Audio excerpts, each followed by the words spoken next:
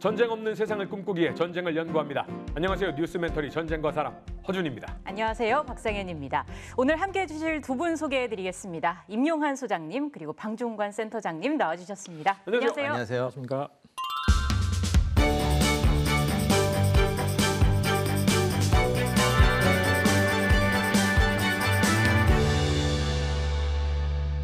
자, 오늘 주제 바로 한번 확인을 해보시죠. 힌트 준비했습니다. 함께 보시죠.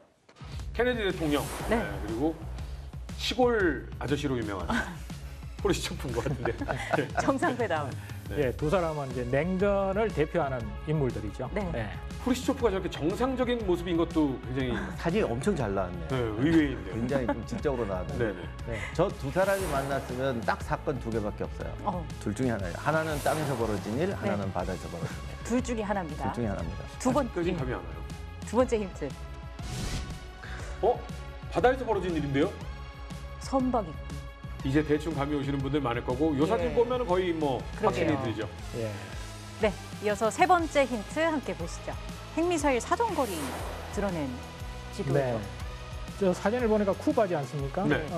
올해 2월 14일 날 쿠바와 드디어 수교가 됐습니다. 이 얘기 모르시는 분들 많을 거예요. 그렇죠. 우리가 쿠바하고 수교가 됐어. 재밌는 이야기 하나 첨가하면은 그 첨언을 하면은 네네. 먼저 쿠바 측에서 우리 수교를 원한다고 연락이 왔답니다. 그래서 2월 7일 날 연락이 와서 다음 날 바로 만나자. 그래서 2월 8일 날 만났는데 수교를 하고 싶다 이런 이야기를 했고 그럼 언제 수교 행사를 합니까? 그랬더니 2월 14일 날 합시다 그랬답니다. 그래서 밸런타인데이 때. 네, 왜 2월 14일입니까? 그랬더니 사랑과 우정을 대표하는 날이니까 그날 합시다. 그래서 올해 2월 14일 날 쿠바와 정식으로 수교가 됐고 북한이 이제 형제국이라고 굉장히 이렇게 자랑하던 그런 쿠바가 드디어 우리가 수교를 하는 바람에 김정은이 잠을 못 잤을 거라고 그렇게 대충 6월 14일 날 미사일은 안 쐈죠? 예, 미사일을 쐈습니다. 세 번째 지도를 보니까 확실히 알겠습니다. 지도 정중앙에 쿠바가 있지 않습니까? 네. 그래서 쿠바와 관련된 피거스만 침공이라든가 또는 핵미사일 위기 이런 것들이 오늘 주제가 되겠습니다. 지정학적으로 쿠바는 미국한테 굉장히 중요한 곳이죠. 쿠바와 미국의 중요성이라는 부분은 사실은 경제적, 정치적인 면도 있고 감성적인 부분도 있어요. 그래서 원래 쿠바라는 섬은 1898년에 스페인에서 이제 해방이 돼서 미국의 보호령으로 독립했는데 기본적으로 중남미 나라들 중에서 미국하고 가장 가까이 있는 섬이에요. 그래서 당시에는 이 사탕수수 농장 이런 거기 때문에 미국한테 경제적으로 엄청나게 중요하다 이런 부분까지는 아닌데 이게 항로상으로 대서양 건너서 동쪽으로 갈 때 굉장히 중요한 섬이에요. 그러니까 유럽에서 중남미로 올 때 대체로 제일 먼저 만나는 게 쿠바 쪽입니다. 네. 그리고 중남미에서 미국으로 들어갈 때, 미국에서 중남미로 갈 때도 징검다리 역할을 하는 섬이죠. 그리고 미국 사람들한테 지금 가장 살고 싶은 데가 어디냐면 전부 꿈의 도시가 마이애미잖아요.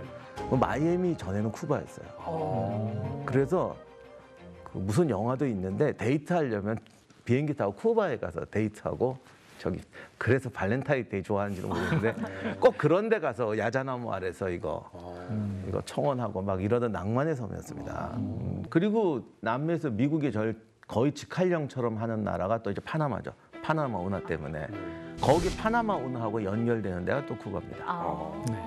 근데 이제 미국이 이런 쿠바를 또 적대적인 국가라고 인식하게 되는 어떤 계기가 있을 것 같아요. 인물이라든지. 그렇죠. 지금 박사님께서 말씀하신 대로 언젠가는 미국의 소나기에 떨어지는 스페인이라는 나무, 그다음에 쿠바는 하나의 사과처럼 결국은 시간이 지나면 똑 떨어지는 그런 역할로 비유했던 사람이 퀸시 애담스라는 국무장관이었고 나중에 대통령까지 했던 사람입니다. 그런데 결정적으로 이제 미국과 스페인이 전쟁을 하면서 결국은 이제 미국의 보호령으로 이제 바뀌었지 않습니까? 그 후에 이제 친미 정권이 들어서서 실질적으로 관타나모 해병대 기지라든가 이런 이제 친미 정권이 쭉 유지가 됩니다. 그런데 결정적으로 이제 반미로 돌아서는 계기를 만든 사람이 카스트로. 유명한 카스트로 정권이 들어서면서 이제 반미 쪽으로 들어가죠. 근데 사실 카스트로가 성공한 비결 중에 하나가 자기가 사회주의 할 거라는 또는 반미 정책으로 나갈 거라는 말을 안 했어요. 그래서 카스트로 우리 이제 체 게바라가 유명하니까 예.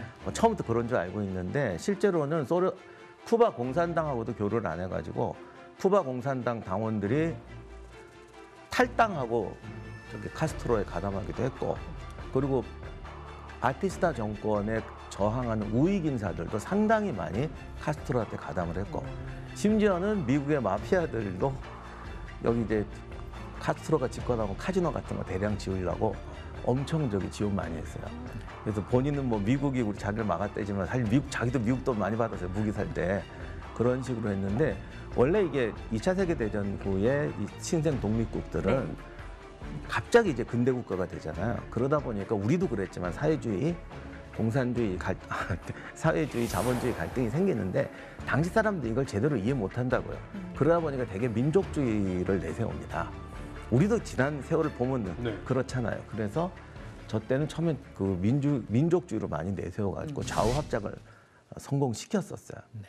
그런데 이제 그 과정이 있습니다. 그러니까 반미 정책이 아주 고착화되는 과정이 있는데요. 첫 번째 이제 혁명을 59년도 1월 달에 성공시키고 2월 달에 수상으로 취임을 했습니다. 그리고 취임하자마자 60년 5월에 제일 처음 한 일이 뭐냐면 외국인 토지를 몰수했습니다. 그러니까 어쨌든 이제 빈민들이라든가 이런 걸 나눠주기 위해서 외국인 토지를 먼저 몰수했거든요. 그리고 5월 달 되면은 이제 그 해 다음 해 넘어가면은 1960년 2월이 되면은 정유시설, 그러니까 외국 자본이 들어와서 정유시설을 만들어놨는데 그 정유시설도 국유화합니다. 그랬더니 이제 미국이 이거 안 되겠네. 카스트로 정권이 이걸 다시 바꿔야 되겠다라고 이제 결심을 하게 되죠. 이제 그걸 카스트로도 인식을 하게 되고 그 다음부터는 어떻게 하냐면 미국이 설탕이라든가 수입을 금지합니다. 수입을 제한을 하니까 카스트로 입장에서는 이거 무역이 안 되는 거죠. 그럼 소련하고 가까워지기 시작합니다. 그리고 미국이 이제 국교 반대를 거전에 하게 되고 그다음에 어떻게든 사탕수수라든가 이런 설탕을 소련에서 팔고 또 정제된 원유나 이런 것들은 또 쿠바로 들어와야 되고 그걸 이제 결국은 소련이 봐주면서 소련으로부터 무기도 들어오고 그러면서 이제 점점 소련과 가까워지게 되는. 그래서 1962년이 되면 완전히 이제 공개적으로 우리는 사회주의 국가다라고 선언을 하게 되는 거죠. 그렇게 당시에 미국이 워낙 쿠바랑 가까웠기 때문에 토지라든가 웬만한 게 다 미국 자본이 들어간 거였어요. 그러니 사회주의 정책할 때 가장 중요한 게 농민한테 토지 나눠주는 건데 토지의 절반 이상이 미국 소유였어요. 그러니까 미국하고 척을 안 질 수가 없는 거예요. 그렇게 돼버린 거죠. 근데 카스트로 하면은 많은 분들이 아마 당연히 다 이름은 들어봤을 거고 독재자라는 사실은 알고 있는데 인물에 대해서는 사실은 딱히 아는 바가 없는 것 같다라는 생각이 좀 들거든요. 한 두 가지 측면이 있는데요. 첫째는 이제 혁명의 아이콘이죠. 혁명의 아이콘. 혁명의 아이콘은 체 게바라가 사실은 아이콘. 그런데 이제 체 게바라는 이제 비극적인 그 운명을 맞이하니까 더 각인이 된 거고 사실은 그 당시로 봐서는 카스트로가 워낙 이게 왜 혁명의 아이콘이 되냐를 한번 보면은 첫째 혁명의 과정이 굉장히 드라마틱했습니다. 원래 카스트로는 1926년에 태어났는데요. 아버지는 스페인에서 쿠바로 이주한 이제 중간 정도의 농장주였습니다. 태어나서 사실은 가난하지는 않았고 그래서 하바나에 있는 대학에서 공부를 했습니다. 그런데 이제 아버지도 쿠바 독립운동에 활동을 했고 이제 고등교육을 받으면서 쿠바의 어떤 부패라든가 뭐 독재 이런 부분들을 이제 인식을 하게 된 거죠. 그래서 대학생 때부터 이제 반정부 활동을 시작합니다. 그리고 졸업하면서는 변호사 활동 이런 걸 하면서 했는데 결정적으로는 1953년에 몽카다 기지를 무력으로 기습을 합니다. 무력 투쟁에 나서기 시작한 거죠. 근데 실패를 해서 잡혔는데 재판에서 15년형을 받았습니다. 그런데 이제 재판을 통해서 이제 다 이렇게 재판되는 과정에서 그 유명한 말을 한 거죠. 뭐라고 이야기했느냐. 역사가 나를 무죄임을 입증할 것이다. 이렇게 이야기한 겁니다. 그러니까 혁명의 어떤 그 변호사를 했으니까 얼마나 말을 또 잘하겠습니까? 연설을 아주 잘했죠. 그래서 재판 과정이 오히려 이제 국민들한테 인지도를 높이는 그런 계기가 됐습니다. 그래서 15년형을 받았습니다. 15년형을 받았는데 계속 이게 감옥에 넣고 있으니까 이게 쿠바 사람들이 워낙 시위도 강해지고 또 이제 반정부 활동도 더 폭정이 되니까 해외로 추방을 했습니다. 멕시코로. 1955년도에 보냈는데 거기서 이제 체 게바라 이런 사람들 만난 거죠. 그 소수의 이제 게릴라들을 조직해서 다시 국내로 들어가서 1956년도부터 국내에서 게릴라를 소규모 게릴라 활동을 시작해서 2년 내지 3년이 지난 후에는 결국 이제 하바나까지 입성해서 혁명을 성공하게 된 겁니다. 굉장히 드라마틱하지 않습니까? 예. 그런데 그러면서 동시에 그럼 왜 이렇게 혁명의 아이콘처럼 각인이 됐느냐? 제가 생각하기에는 연설입니다. 연설 능력. 연설을 잘한다. 카스트로가 연설을 어느 정도 잘했냐면은 6시간 동안 대본 없이 온몸을 이렇게 제스처를 써가면서 연설을 할 정도로 굉장히 연설을 잘했습니다. 덩치도 굉장히 이게 사실은 체구도 컸고 소련 사람들이 이게 카스트로를 특별히 좋아했는데요. 왜 그러냐면은 소련 공산당 당원들은 이렇게 나와서 이렇게 읽지 않습니까? 네. 굉장히 거기 식상했는데 카스트로가 열정적으로 대본도 없이 6시간씩, 7시간씩 이렇게 연설하는 거 보고 야, 사회주의의 진짜 영웅은 혁명가는 저 사람이다. 그래서 소련에서도 정말 인기가 좋았다. 원래 대본 보고 6시간 못하고 없이 하면 6시간.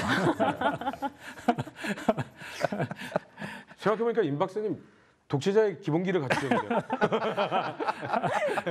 그런데 혁명의 아이콘이긴 한데 또 가장 독재를 길게 한 사람입니다. 맞습니다. 예, 49년간 권력의 정점에 있었더라고요. 와. 세계 최장. 예. 그래서 이제 그 독재를 오랫동안 하면서 뭐 자유도 억압하고 쿠바의 경제도 사실은 뭐 완전히 뭐 기아로 해서 수십만 명이 맞습니다. 죽거나 그런 건 아니었지만은 계속 침체기에 있었고 네. 국민들은 뭐 북한하고 제일 비슷한 시절. 예, 그렇습니다. 뭐 80만 명 해외로 빠져나가고 이런 과정에서 보면은 결국은 장기 독재, 네. 예, 뭐 혁명을 핑계로 뭐 자유선거도 하지 않고 경제는 침체되고 맞습니다. 사람들은 해외로 빠져나가고 뭐 이런 어떻게 보면은 최장기 독재자로서의 또 악명을 또 동시에 가지고 있는 네. 예, 굉장히 흥미로운 인물 중에 하나죠. 쿠바의 그 사회주의 정권을 수립한 인물이고 미국은 당연히 마음에 들지 않았을 거고요. 요 직전에 원래 쿠바는 이제 친미 정권이 서 있었는데 1952년에 풀켄조 바티스타 장군이 쿠데타를 일으켜서 대통령이었던 카를로스 프리오를 축출합니다. 뭐 이 사람들은 축출되면 다 플로리다 들어와요. 지금도 플로리다에 쿠바인 되게 많습니다. 그런데 이 바티스타가 뭐 좀 잘했으면 좋았을 텐데 아저씨가 정말 악명 높아서 오죽하면 마피아들도 싫어가지고 보통은 좀 부패한 지도자를 이런 애들은 좋아하잖아요. 그렇죠. 이렇게 거래가 되고. 근데 마피아들도 오죽하면 카스트로한테 돈 줬겠어요. 그래서 좀 무능하고 부패가 정말 극심했는데 근데 이제 여기서 이제 중요한 게 뭐냐면 2차 세계대전이 끝나고 전 세계에서 3분의 2 정도의 국가가 많이 독립을 합니다. 그러다 보니까 아무래도 농민이나 농업 인구가 많고요. 산업화라든가 부르주아가 잘 진행이 안 된 상태예요. 그리고 그 전부터 원래 왕이나 뭐 부족 국가로 사니까 뭐 지금 기준에서 보면 다 독재죠. 전제적인 나라에 사는데 여기에 이제 전기 통신 들어오고 현대 무기 들어오고 하니까 권력자들의 권력이 갑자기 세지는 거예요. 그런데 사회는 아직 어떤 민주주의라든가 어떤 투표제도 같은 걸 할 수 있는 기반이 안 되는 거죠. 지금도 한번 생각해보세요. 전 세계 국가 중에서 투표해서 누가 당선됐다고 했을 때 저기 부정선거 없었다, 깨끗한 선거라고 믿는 나라 몇 나라나 되나? 그렇죠. 지금도요. 뭐 우리 말 못하는 하는 데가 훨씬 많습니다. 전 세계 민주주의 리더라고 하는 미국에서도 저 선거 인정 못한다고 데모하고 막 돌 던지고 막 난입하고 그러는데요. 그러니까 그런 상태이기 때문에 사회주의를 택하든 자본주의를 택하든 권력 체제가 되게 불안한 거고 독재가 되는 거예요. 그런데 이제 쿠바 같은 데는 아무래도 부르주아보다 농민이나 빈민들이 많다 보니까 이런 사람들은 이제 사회주의를 많이 지지하게 되죠. 그러니까 자본주의 정권을 세우려는 사람들 입장에서는 자본주의의 토대가 될 만한 사회적 어떤 기반이 약한 거예요. 그리고 이 사람들은 되게 상류층이다 보니까 뭐 투쟁하고 조직하고 이런 건 잘 안 돼 있죠. 그러다 보니 더더욱이 해외 의존적인 게 되게 되고 그러다 보면 이제 사회주의, 공산주의, 조금 민족주의, 자주 뭐 제국주의 추방하자 뭐 이런 거 얘기하다 보면 이제 많은 세력을 끌어들이게 되는 겁니다. 카스트로도 그랬기 때문에 민족주의 내세우고 사회주의 얘기 잘 안 하고 이렇게 하면서 사실은 우파 지도자들까지도 독재가 싫었던 우파 지도자들까지도 카스트로에 많이 가입을 합니다. 이렇게 돼서 너무나 쉽게 혁명에 성공하게 되는 거죠. 그리고 이제 갑자기 재산 몰수하고 했더니 또 우파 정권들은 다 도망을 칩니다. 근데 이게 참 야갔던 것 같아요. 학살을 하거나 이래버리면 학살당한 사람들이 운동 조직이 돼요. 근데 카스트로는 도망가게 내뒀어요. 많이 도망갔어요. 도망갔는데 어디로 갔냐? 훨씬 살기 좋은 미국으로 가니까 아예 가버리는 거야. 그렇죠. 죽여서 한 명을 죽여서 10명의 원한을 쌓는 게 아니라 떠나버려요. 그래서 어떤 의미로는 사회주의 천국을 만들 수 있는 기반을 스스로 만들어놨어요. 이게 아마 앞으로 할 모든 이야기의 가장 중요한 포인트입니다. 내가 반드시 저 사람에게 복수할 거야가 아니라 나는 저쪽 보고 이제는 오줌도 안 쌀 거야. 이렇게 만들어버리는 거군요. 그런데 미국의 재산, 미국의 자산을 그렇게 몰수했으니 미국이 반드시 복수할 거라는 것은 개개인은 도망갔어도 미국이 복수할 것이라는 것은 예상했을 거 아니겠습니까? 이거 준비를 해야죠. 그렇죠. 그 미국 입장에서는 이제 카스트로 정권을 다시 이제 바꿔야 되겠다는 생각을 가지게 되고 그렇기 위해서 결국은 이제 국제사회에 그렇다고 눈치를 안 볼 수 없지 않습니까? 그래서 가장 좋은 방법은 쿠바에서 빠져나온 사람들을 무장 세력화 시켜서 그 무장 세력을 다시 쿠바로 집어넣어서 혁명 기지를 만든 다음에 반 카스트로 정치인들과 연결시켜서 결국은 쿠바를 다시 친미 정권으로 바꾸는 이런 시나리오가 필요했던 것이죠. 제2의 카스트로를 만들면 되는 거죠. 그렇죠. 네. 그래서 이제 그 남미 이제 쿠바 근처에 있는 이제 도미니카라든가 또는 이제 다른 친미 정부가 있는 지역에 쿠바에서 빠져나온 사람들을 그 수용을 해서 군사훈련을 시키기 시작한 겁니다. 그리고 거기에 무기를 제공해주기 시작했죠. 근데 그 무기가 꽤 그래도 상당히 이제 현대식 무기라든가 이런 많은 부분들을 제공해주고 그럼에도 불구하고 뭐 해군력, 공군력 이런 부분들은 결국은 미국이 제공할 수밖에 없지 않습니까? 그래서 해군력, 공군력은 어떤 형태로든지 가지 특히 해군력은 뭐 거리를 두고 지원해 줄 수 있지만 공군력은 이 쿠바 영공으로 들어가야 되기 때문에 미국 마크, 미국 국기를 다 페인트로 지우고 쿠바의 국기로 도색을 다시 한 거죠. 그렇게 보면 이제 세계적으로 보면 쿠바 내에서 반란이 일어났는가 보다. 이제 이렇게 인식하도록 하면서 쭉 준비를 해오는 과정이 이제 1959년, 1960년도의 상황이라 이렇게 볼 수 있습니다.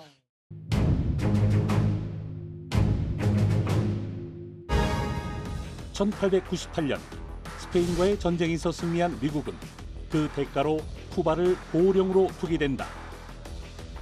150년이 넘게 미국 영향력 아래 있던 쿠바는 1959년 혁명을 통해 사회주의 정권을 세운다.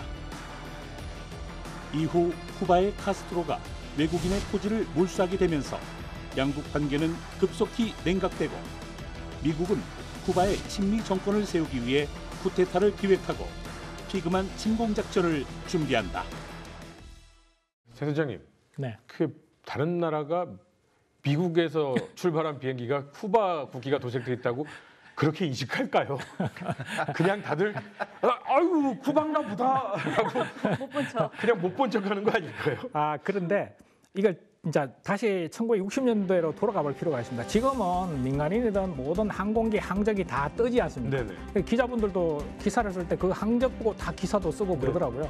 그 당시에는 이런 세계적인 그 항적을 추적하고 이런 것들이 안 나왔습니다. 쿠바조차도 레이더라든가 이런 게 아예 없는 나라였죠. 그러니까 사람 육안으로 보고 눈으로 보고 사진으로 남으면 사진 한 장 남고 그렇습니다. 그러니까 미국이 그렇게 도색을 하고 들어가더라도 증거를 당장은 쉽게 찾을 수 없다고 생각한 거죠. 예, 그렇게 된 겁니다. 일단 보이는 대로 믿을 수밖에 없으니까. 예, 그렇게 된 겁니다. 이 미국 작전 그 규모가 어느 정도 되는지도 궁금해요. 미국의 카스트로를 제거하려고 하니까 카스트로가 바보가 아닙니까? 벌써 눈치채고 있었죠. 그래서 이제 바로 소련에 SOS를 칩니다. 근데 이제 소련 측 말로는 자기들은 전혀 개입 안 했다. 카스트로가 누군지도 몰랐다. 뭐 거의 이렇게 얘기를 해요. 근데 바로 봤더니 혁명이 되고 바로 미국 코아레에 섬이 있는데 얘들이 소련하고 동맹을 맺겠다고 하니까 바둑 두던 거 생각하시면 갑자기 대마가 딱 뜬 거예요. 그렇죠. 그래서 뭐 만세하고 지원을 하는데 굉장한 규모로 지원해요. 바로 모든 군사 기초 장비에다가 탱크, 전투기까지 들어갑니다. 사실 엄청나게 신속하게 지원 잘한 거예요. 육해공 전략을 완벽하게 갖춰주고 당시 쿠바군은 거의 게릴라 부대 수준이었기 때문에 탱크나 전투기 같은 걸 제대로 다루지도 못했는데 완전히 정규군 편제로 만들어주고 그것을 위해서 군사 고문단을 대거 집어넣습니다. 이렇게 되니까 미국은 또 미국대로 빨리빨리 이제 군대를 만들어야 되니까 1960년 3월에 CIA가 카스트로를 축출할 계획을 세우고 아이젠하워 대통령의 승인을 받아서 1,300만 달러의 예산을 편성합니다. 지금은 작은 돈이지만 그때는 꽤 큰 돈이었죠. 그리고 이걸 위해서 이제 쿠바 민주혁명 전선에서 반 카스트로파가 결성한 반혁명고 유명한 부대인데 2506 여단, 보병대대 5개, 낙하산대대 1개로 구성된 2506 여단을 이제 사실은 이게 스스로 만들었다는 전제하에서 거기다가 이제 자금하고 훈련을 지원하고 과테말라하고 또 협상을 해갖고 뭐 지원해주는 조건으로 거기다 기지를 만들고 훈련을 시켰습니다. 근데 요 정도 선이었는데, 그러니까 거의 CIA가 주도하고 대통령이 조금 이렇게 방관하는 정도였는데 이때 선거가 있었고 나니 케네디가 당선이 돼요. 그래서 아이젠하워가 케네디한테 알려주긴 했대요. 1960년 3월부터 과테말라, 파나마, 플로리다에서 망명자 수백 명 훈련하고는 있는데 그냥 훈련만 하고 있다. 더 이상 뭐 한 거 없다. 그리고 아이젠하워는 이 최종 계획은 승인한 적이 없다. 이거는 밝혀졌대요. 2020년에 와서야 밝혀졌는데 뭐라고 할까? 처음엔 압력 카드 정도로 쓰려고 했던 거 아닌가 싶어요. 근데 카스트로가 미국이 이렇게 준비하고 있다는 거를 보고 이제 둘 중에 하나잖아요. 아 그래 일단 아무리 내가 소련하고 이렇게 친하게 지내더라도 미국의 심기를 건드리지 말아야겠다. 혹은 싸울 준비를 해야겠다. 싸울 준비를 한 거죠. 소련 군사 고문단도 꽤 대규모로 들어왔고 쿠바군이 순식간에 강력해집니다. 그리고 진짜 황당한 얘기인데 아까 대거 우익들이 망명했다고 그랬잖아요. 그리고 우익의 사회적 기반이 약하다고 그랬잖아요. 와르르 왔어요. 여기서 미국이 두 가지 착각을 하게 되는데 애들이 대거 온 거예요. 그러니까 야 얘들로 군대 만들면 되겠네. 이런 착각을 하게 되는 거죠. 그다음에 저쪽에서 왔는데 얘들이 빠져나오는데 쿠바의 우파 기반은 완전히 붕괴돼서 아무것도 없어요. 그러니 가도 봉기가 안 되는데 애들이 잔뜩 오니까 얘들을 보내면 뭔 일이 나겠구나라는 착각을 하게 된 거예요. 호응할 사람들이 많을 것이다. 네. 그러니까 정말 신기하죠. 조금 왔으면 차라리 그 안에 기반이 있는 건데 엄청 많이 오니까 저쪽이 비었는데 이거를 보고 사기가 고무돼서 얘들이 가면 일파만파로 퍼지겠구나 이런 식의 착각을 하게 되는 겁니다. 네, 이렇게 되면서 이제 그 유명한 피그만 상륙 작전, 실제적인 군사 침공 작전이 준비가 되는데 1961년 1월 28일에 케네디가 이 계획을 승인했다고 합니다. 그런데 이제 이게 좀 실행 과정이 조금 애매해서 다들 책임 회피하고 뭐 어쩌고 저쩌고 하는데 좌우간 중요한 건 실행이 됐으니까 누가 도장 찍었느냐는 중요하지 않잖아요. 실행이 되게 된다. 일부 기록에 의하면 이제 아이젠하워 대통령이 물러나면서 케네디 대통령한테 이제 설명을 해줬답니다. 케네디 대통령은 그걸 인수인계를 받았고 그런데 이제 CIA라든가 이런 정보기관에서 이 부분을 이 작전을 하겠습니다라고 이야기를 계속 이제 했답니다. 그런데 케네디 대통령 입장에서는 사실 이게 좀 멍성하다, 좀 이거 다시 검토해 봐야 되겠는데라는 생각을 내심으로는 하고 있었는데 방금 취임한 대통령으로서 뭔가 좀 힘 있는 모습을 보여주고 싶었다는 겁니다. 왜냐하면 케네디 대통령이 워낙 젊은 나이에 대통령이 되어 있지 않습니까? 그러니까 기성세대 입장에서는 야, 젊은 사람이 대통령이 됐는데 굉장히 유약한 거 아니야? 뭐 제대로 하겠어? 이런 시각을 갖고 있었다는 것을 케네디 대통령도 알고 있었다는 것이죠. 그리고 다른 작전 계획을 봤더니 이것보다 더 엉성하더라. 그래서 케네디 대통령이 그래 이거 한번 해봐라 라고 성인을 해줬다. 이런 기록도 일부 남아 있습니다. 근데 지금 얘기를 들어보면 미국조차도 이 카스트로에 대해서 제대로 잘 모르고 그리고 이런 우파들이 지지 기반이 약해졌다는 사실도 잘 모르고 정보가 굉장히 빈약하잖아요. 근데 어떻게 이 쿠바는 미국의 상황들을 이렇게 좀 잘 이해하고 좀 정보를 안다라는 느낌이 좀 드는데 어떻게 쿠바는 정보를 습득을 했어요? 이게 이 피그만 사건은 사실 국가가 했느냐 CIA가 했느냐 주도가 그래서 지금도 어떤 국가정보기관 특히 미국에서 CIA의 어떤 과도한 권력 의한 실패 뭐 이런 거로 많이 얘기가 되는 이야기인데 아까 쿠바 난민이 대거 들어왔다고 그랬잖아요. 이렇게 들어오면요 정보가 들어오는 만큼 세요. 이 사람들로 부대를 만들었어요. 안 셀 수가 있겠어요. 심지어는 언론에서도 막 보도가 돼요. 미국은 언론이 참 많은 걸 세요. 그리고 이 중남미 사람들이 또 가족애가 대단해서 맞아요. 보나마나 연락 엄청나게 했을 겁니다. 몇 월 며칠에 어디로 오지 마라. 안 봐도 뻔하지. 그리고 이게 가깝다 보니까 지금처럼 이 해안 경비대는 거 발달하지 않아서 수태 오고 갔어요. 그러면 동생이 이제 가지고 이게 다 밀수로 먹고 살았잖아. 또 오면은 몇 월 며칠 날은 좀 딴 데로 가 있어라. 뭐.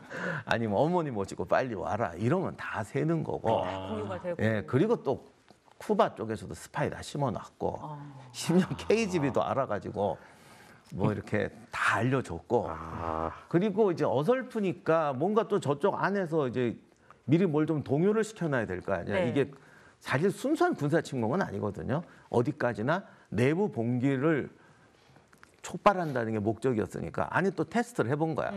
그거니 뭐 사보타지하고 뭐 터지고 다 세는 거죠. 안 셀 수가 없어요. 이게 저희가 제일 처음에 말씀을 드릴 때 이 피그만 작전 이렇게 얘기를 드렸거든요. 이게 이렇게 표현드릴 때 그게 뭔가 뭐 영어 이름인가 보다 이렇게 생각을 했을 텐데 피그가 돼지입니다. 그래서 돼지만 작전입니다. 이게 많은 그러니까 이 많은 한국말이고요. 피그가 돼지. 그래서 사실은 돼지만 작전이거든요. 아니 왜 이런 이름일까? 차라리 뭐 베이 오브 피그 작전 뭐 프로젝트 뭐 이렇게 하면 이해하겠는데 피그만 작전은 도대체 왜 피그만 작전이에요? 그래서 사실은 저도 똑같이 궁금증이 들어서 막 자료를 다 뒤져봤는데 돼지와 연결됐다는 이야기는 전혀 없습니다. 확인해 봤더니 스페인어로는 이렇게 돼 있답니다. 바히아 데 코치노스라는 명칭이랍니다. 피그만이. 그러니까 바히아 데 코치노스라는 명칭이 뭐냐면 코치노스만이라는 거죠. 근데 코치노스라는 말은 두 가지 의미가 있답니다. 첫째는 돼지라는 의미가 있고 두 번째는 물고기 이름.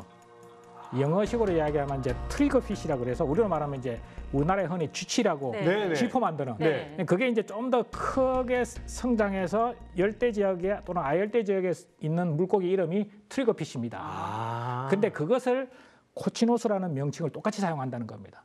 그러니까 그 지역에 그 물고기가 많이 사나 보네요. 그렇죠. 코치노스가 많이 사는 만이라는 의미입니다. 근데 그걸 영어로 옮기면서 피거스만이 됐는데 결국 이제 우리나라식으로 해석하면은 마치 돼지만 작전이 되는 건데 기록에 의하면 돼지와 전혀 상관이 없다는 게 통상 가장 유력한 설입니다. 그러니까 쥐치가 아열대 지방에 가니까 체격이 커져서 돈치가 된 거죠.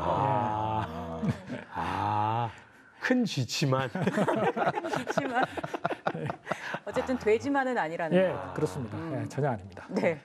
알겠습니다. 통상 소장님 전쟁 공중 폭격으로부터 좀 시작하는 경향이 있잖아요. 이번에 어땠습니까? 14일에서 15일 새벽에 쿠바 혁명군으로 위장 도색을 한 8대의 B-26B 폭격기가 쿠바 비행장들을 폭격했습니다. 근데 이거 정말 이게 날이 갈수록 웃겨지는 건데 B-26 8대 가지고는요 할 수 있는 게 없어요. 2차 세계대전 때 막 100대씩 날아가서 갖다 부어도 공장 하나 폭파는 못 지킵니다. 이때 폭탄이요. 작전 목표 한 1km 지역 안에 떨어지는 폭탄이 5%면 잘 들어간 거예요. 20% 들어가면 기적이고. 그니 뭘 부시겠어요. 이게 좀 애들 장난한 것도 아니고 그냥 하여간 폭격을 하긴 했는데 거의 속꿉장난 수준의 작전이었습니다. 결론적으로 쿠바 공군 전력은 다 살아 있었죠. 그런데 이제 결정적으로 추가적인 자료를 보면은 이런 이야기도 나옵니다. 그러니까 15일 날 폭격은 정상적으로 어느 정도 성과가 있었는데 물론 이제 다 쿠바 공군이 부셔지지는 않았고요. 원래는 16일 날도 폭격하도록 돼 있었습니다. 그런데 15일 날 오후에 이제 유엔 대표부에서 쿠바 대표가 미국 대표한테 사진을 보여주면서 야 너희 나라 공군기에 이게 쿠바 국기 도색해서 이렇게 폭격한 거 이런 거 마이애미에 막 이렇게 쿠바 국기를 도식한 비행기가 날아다니는 거 이런 거 다 우리가 사진을 확보했다 이렇게 이제 보여준 겁니다. 그랬더니 미국 이제 외교부 입장에서는 야 이거 잘못하면 우리가 개입한 게 드러나겠다. 그래서 15일 날 폭격하고 나서 16일 날까지 완전히 폭격을 2차로 해서 쿠바 공군의 능력을 완전히 무력화시켰어야 되는데 2차 폭격을 안 한 겁니다. 16일 날. 그래서 쿠바 공군력이 거의 절반 이상이 이제 살아있는 상태에서 지상군이 이제 들어가는 이런 꼴이 발생한 거죠. 나중 얘기긴 하지만 당시 상륙했던 부대원들은 뭐 전투기, 탱크 이런 거 없다. 거의 거저 상륙한다고 생각하고 들어갔대요. 근데 갑자기 공중에서 전투기 나타나고 하니 근데 사실 쿠바군 전투기가 이렇게 또 지상군을 또 과도하게 해칠 만한 능력은 아니었는데 실제로 공포감이라는 건 일단 그렇죠. 전투기가 떴을 때는 공포감이라는 게 굉장하고 이게 참 이상하잖아요. 미국이 뒤에 있는데 하늘의 제공권은 쿠바가 장악하고 있고 이런 뭔가 이제 믿을 수 없는 상황이 벌어지면서 공황들이 오는 거예요. 자, 그러면 상륙 작전 진행 상황에 대해서 한번. 그렇습니다. 피거스만 작전의 핵심은 이제 상륙 작전이죠, 사실. 그래서 15일 날, 16일 날 이제 공중 작전을 공중 폭격을 하는데 제대로 좀 불안전하게 된 상태에서 17일 날 00시 정도에 이제 정찰대가 먼저 저 지도를 보시면은 쏙 들어간 지점이 있지 않습니까? 저게 이제 레드 비치라고 그래서 통상 상륙 작전할 때 레드 비치, 블루 비치 이렇게 미군들은 작전을 구분합니다. 그래서 쏙 들어간 지점에 레드 비치, 그다음에 블루 비치에 한 8명, 7명 내지 8명 되는 소규모 군대 규모의 정찰대가 이제 딱 들어가서 상황을 살핀 거죠. 그랬더니 쿠바군의 특별한 방어 징후가 없다. 그런 이제 신호를 받고 이제 본격적인 상륙 부대가 01시쯤에, 그러니까 17일 01시쯤에 레드비치에 먼저 상륙합니다. 그런데 이게 01시에 레드비치에 상륙하는 부대가 쿠바 민병대한테 식별이 됩니다. 정찰대가 먼저 이상이 없는 걸 확인했는데 본 부대가 상륙하는 과정에서 01시에 쿠바군 민병대와 교전이 시작이 된 겁니다. 카스트로한테 보고가 된 시점은 03시경에 보고가 됐습니다.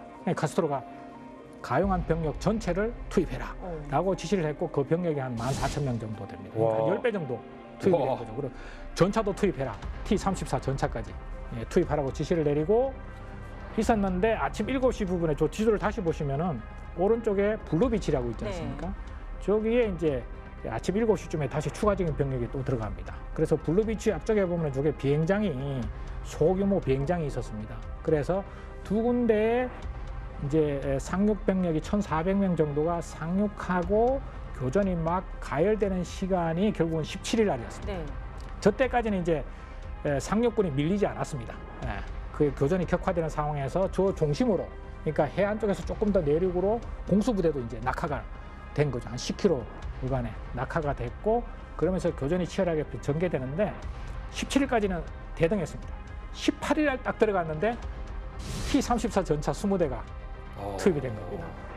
그러면서 이제 밀리기 시작한 거죠. 거기다가 쿠바 공군력이 나타나서 보급선도 격침시키고 또 상륙부대들도 타격하니까 이제 서서히 이제 뒤로 밀리기 시작한 거예요. 그래서 밀려서 레드비치 포기하고 블루비치 쪽으로 이렇게 점점 밀리는 상황이 18일 날 오후 19일 날까지 전개가 됩니다. 그리고 마지막 20일 날 되면은 결국은 항복을 하게 되죠.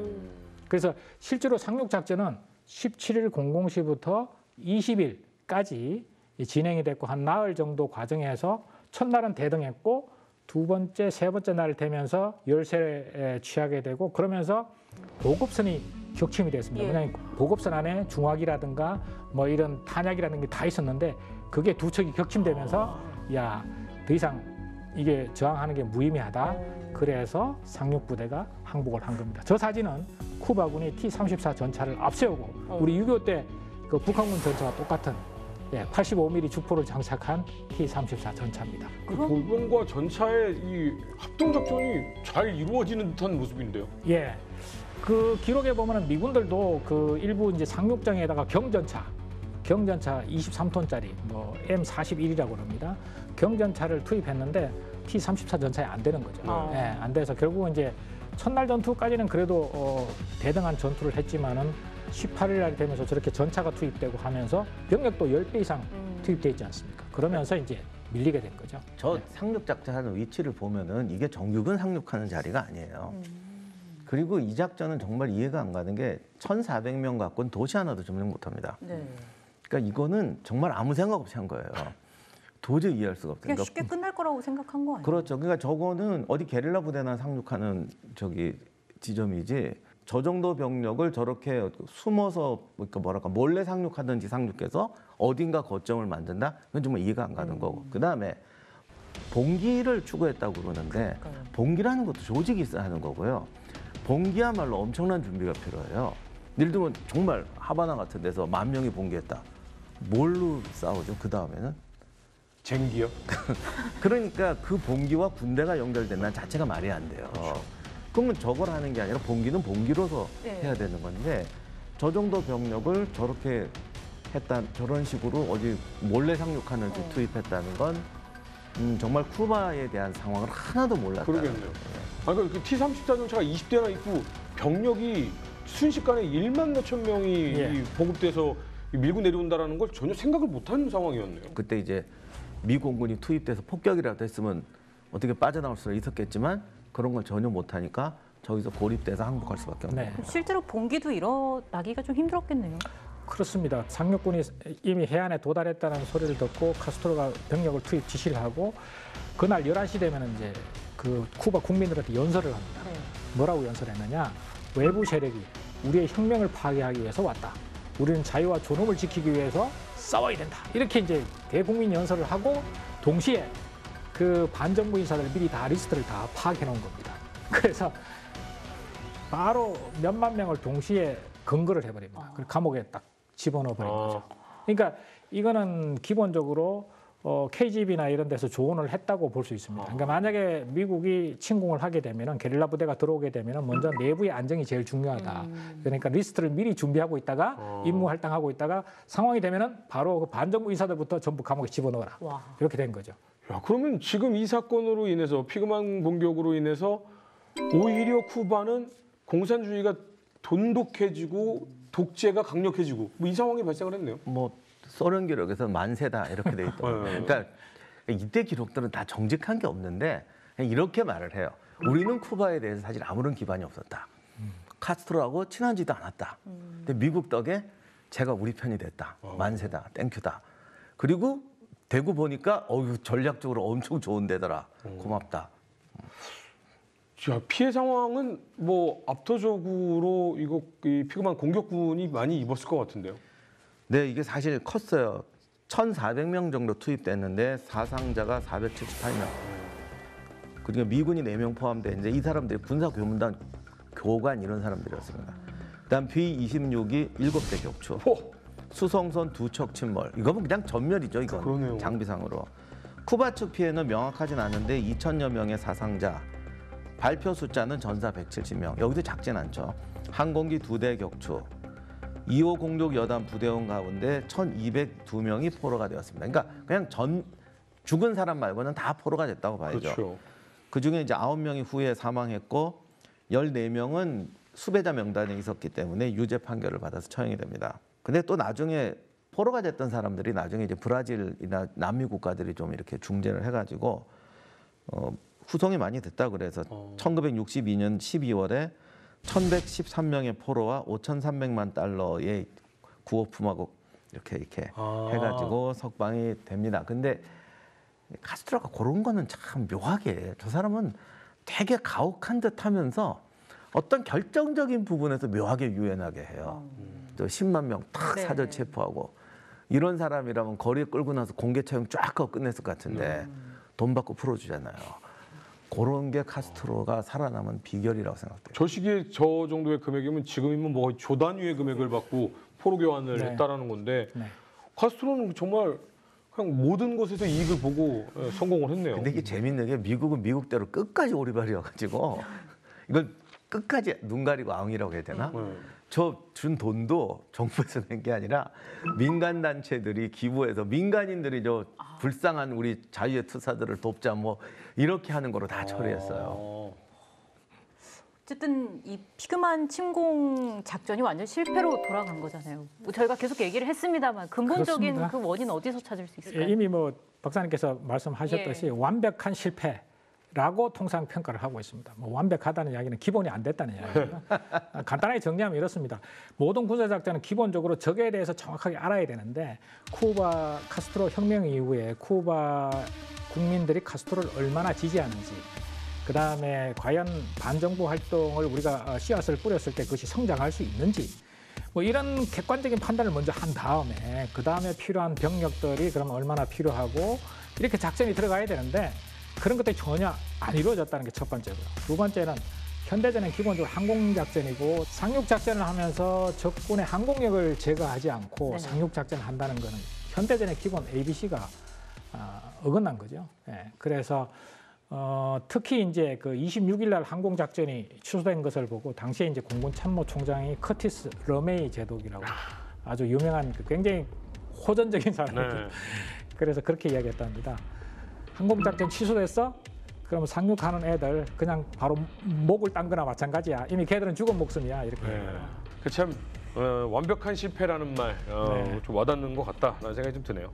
자, 소장님, 피그만 침공 사태 있었을 때가 케네디 행정부가 들어선 지 한 석 달도 안 됐을 시기잖아요. 완전 임기 초라서 또 곤란했을 것 같기도 하고 그만큼 더 책임을 많이 묻지 않았을까라는 생각도 드는데 어땠습니까?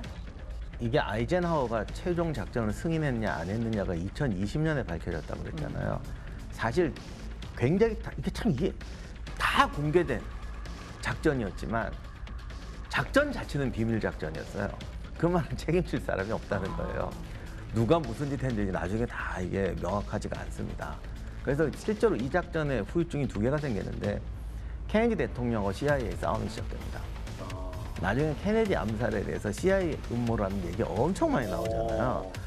그게 이때부터 이제 저거를 잡아야 된다라고 해서 보이지 않는 국내 정치가 굉장히 시작이 되고 그 다음에 이제 카스트로를 이제 암살하는 걸로 바뀌게 되죠. 도저히 쿠바에서 뭘 할 수가 없다 이렇게 되니까. 그래서 그게 이제 뭐 엄청나게 실패함으로써 피그만 못지않게 또 이제 미국이 망신당하는 아주 중요한 사건이 되고 그다음에 진짜 중요한 거는 이제 중남미에서 미국과 소련의 어떤 그 대결들, 우리 남미가 지금도 많이 문제가 많이 생기고 어떻게 보면 미국을 제일 괴롭히는 나라가 지금 남미 국가들이에요. 그런 모든 것의 단초가 이제 시작되는 거죠. 그러니까 정말 이거는 쿠바의 흑역사가 아니라 미국 입장에서 보면 아메리카 대륙의 흑역사예요. 미국 입장에서 보면 그 모든 것이 이 작은 준비 안 된, 쉽게 생각했던 작전의 여파로 이루어지게 됩니다. 카스트로 하면은 유명한 그 암살에서 살아남은 유명한 사람으로 또 알려져 있지 않습니까? 네. 그래서 카스트로가 재미있는 표현을 했다고 합니다. 내 생애 최대 업적은 암살에서 살아남은 거다. 그런데 올림픽에서 암살에서 살아남기 이런 종목이 있으면 난 금메달이다. 뭐 온갖 그 방법이 다 동원됐습니다. 시가를 좋아하니까 시가에 극동물을 묻히는 거, 뭐 스킨스쿠버를 좋아하니까 잠수복에다가 뭐 화학 물질을 묻히는 거, 심지어는 뭐 옛날 애인을 다시 그 포섭해가지고 옛날 애인이 카스트로를 암살하게 하는 거. 카스트로 표현대로 하면 638번의 시도가 있었다. 근데 미 상원에서 그 청문회를 했더니 638번은 아니고 8번 정도는 있었다. 이렇게 이제 밝혀졌다 그럽니다. 어쨌든 간에 그 카스트로의 그러면서도 폭력적으로 변하다든가 판단력을 잃는다든가 이런 거 없이 자기 멘탈을 계속 유지하면서 뭐 물론 그랬답니다. 뭐 대역도 쓰고 뭐 숙소도 뭐 20몇 개를 운영하고 그랬지만은 그 멘탈을 유지하면서 국가 지도자로서 위치를 지켰다는 거는 대단한 그 어떤 멘탈이라고 저는 생각을 합니다. 이번 그 작전 계획 실패가 주는 교훈은 뭐가 있을까요? 한마디로 제일 먼저 말씀드리고 싶은 건 이제 집단 사고라 그러죠. 예. 그게 뭐냐면은 굉장히 똑똑한 사람들이 모인 집단에 어떤 의사결정을 하라고 맡겼더니 의외로 수준이 낮은 엉뚱한 의사결정을 해서 행동하는 경우가 많더라. 이게 왜 그러냐라고 봤더니 결과적으로는 이제 똑똑한 사람이 모여 있는데 그 집단이 굉장히 결속력이 강하고 어떤 지도자가 카리스마나 또는 어떤 그 이런 성향이 있으면은 사람들이 이제 만장일치적으로 흐른다는 거죠. 그러면은 이제 합리적인 여러 가지 대안을 검토하지 않고 그냥 엉뚱한 예상 밖의 의사결정을 하게 되고 그것이 실패의 원인이 된다. 이렇게 이제 하는 게 결국 이제 집단 사고입니다. 그런데 그러면 이걸 극복하기 위해서는 어떻게 해야 되느냐? 선택지를 여러 가지 놓고 뭐 한 개를 할 것인가 말 것인가 이렇게 하는 것보다 두 개를 놓고 이걸 할 것인가 저걸 할 것인가 하면은 6배 정도 최적의 의사결정을 할 확률이 높아진다. 이렇게 학문적으로 연구가 되어 있습니다. 저는 개인적으로 하나 더 말씀드리고 싶은 건 뭐냐 하면은 세상의 일이라는 게 자기 계획대로 되는 게 어디 있습니까? 그렇죠. 항상 상대방도 거기에 대응과 역대응이 계속 이어지지 않습니까? 그래서 모든 의사결정을 할 때 내가 이렇게 했을 경우에 상대방은 어떻게 나올 것이냐, 그리고 상대방이 어떻게 나왔을 때 다음 카드는 내가 준비되어 있느냐, 이런 것들을 해야만이 집단 사고에 빠지지 않고 합리적인 의사결정을 할 수 있다고 저는 생각합니다. 예. 우리 임 박사님께서는 어떤 교훈을 얻을 수 있다고 생각하십니까? 17, 18세기 또는 20세기 초반까지 대영제국이 세계의 3분의 1을 어떻게든 팔다리를 걸고 있었는데 실제 무슨 일 벌어지는 거 보면 무슨 어디 국경선을 긋는데 무슨 과장급 사람이 그었다. 뭐 한 명이서 뭐 몇천 킬로 국경을 장악했다. 이런 얘기들이 나오잖아요. 근데 그게 그 사람들을 무시해서가 아니라 전 세계에서 벌어지는 일을 관리를 하려면 아무리 영국 외무부가 커도 그런 식으로 인력 배치할 수가 없고 전문가를 양성할 수가 없어요. 그만큼 세계에 벌어지는 문제를 안다는 게 절대 쉬운 게 아니에요. 그런데 미국이 이 당시에 튀어나왔을 때는 정말 너무너무 준비가 안 된 상태였거든요. 그러다 보니 쿠바에 어떤 일이 벌어지는지도 모르죠. 그러니까 어떤 일이 벌어지느냐. 무슨 일이 생겼을 때 특히 국가가 군대까지 동원, 전쟁까지 생각하는 거라면 반드시 전략적 목표가 분명해야 되고요. 네. 전략적 목표가 없을 때 갑자기 사태에 따라 밀려가게 되잖아요. 무슨 일이 생겼는데? 여기 이거 풀이 있는데 이거를 붙일까? 이런 식으로 하게 되면 반드시 일이 잘못되게 돼요. 그리고 돌발 상황이 생겨서 그렇게 하더라도 전문적인 정보가 있으면 그게 잘못됐다는 걸 커버해 주는데 그 상황을 모르면 커버가 안 돼요. 그러다 보니까 무수히 하는 말이지만 전략적 목표가 분명하지 않고 그 내부의 상황을 잘 모르는 상태에서 주어진 일에 즉흥적으로 대응하다 보면 저 큰 나라가 저 한 줌의 나라에게도 패배하는 일이 벌어진다는 겁니다. 미국 같은 강대국도 정말 눈앞에서 어처구니없는 실수, 완벽한 실패를 했습니다. 과연 미국은 눈앞에 있는 공산 정권, 독재 정권 놔둘까요? 놔두지 않았겠죠. 그 이야기 오늘은 시간이 없어서 못합니다. 다음 시간에 더더욱 준비 잘해서 흥미롭게 준비를 해서 여러분께 소개를 해드리도록 하겠습니다. 다음 이야기. 쿠바 공산 정권을 축출하고자 한 피그만 침공 작전은 실패로 돌아간다. 미국의 직접적 위협을 받은 쿠바도 가만히 있을 수는 없었는데 한편 1961년 미국은 이탈리아와 튀르키예에 핵 미사일을 설치하고 소련은 쿠바에 미사일 기지를 설치하기 위한 비밀 작전을 개시한다. 하지만 이 고공 정찰기 U-2가 탄도 미사일을 식별해내고 케네디 정부는 쿠바 해역을 봉쇄하기에 이른다. 그러나 예상치 못한 사건이 발생하며 핵전쟁의 위험에 휩쓸린 미국과 소련. 쿠바 핵미사일 사태의 결말은 인류 절멸의 공포 2부 쿠바 미사일 위기. 많은 시청 바랍니다.